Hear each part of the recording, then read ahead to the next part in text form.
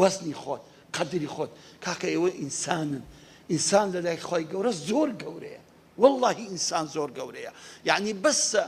بەسە ئینسان گەورەی ئەوەی خی گەورە لە پێش مەلائیکەتەکان ئینسانی ئەوەندە گەورە کرد مەلائیکەتەکان تەعەجوبیانمە خی گەورە دەفەرموویتە مەلائیکەتەکان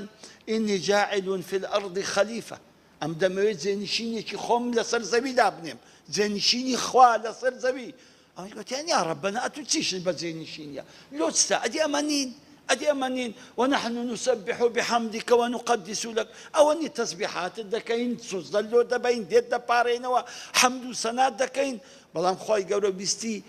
قوري إنسان كان لبو ملائكة كان بديار كوي قوتي باشا قوتي أي ملائكتنا ناوي أوشتانا بيبلت أو وقت بزانت سحب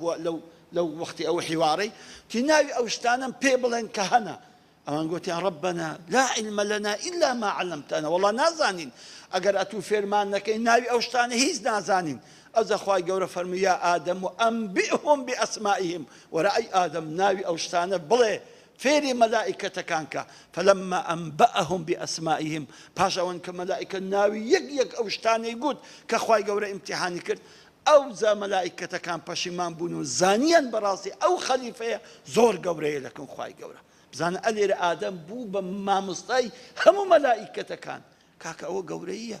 أو قورية خواي قورة أو افتخار قوري دايت إنساني وباشان لو أو قوري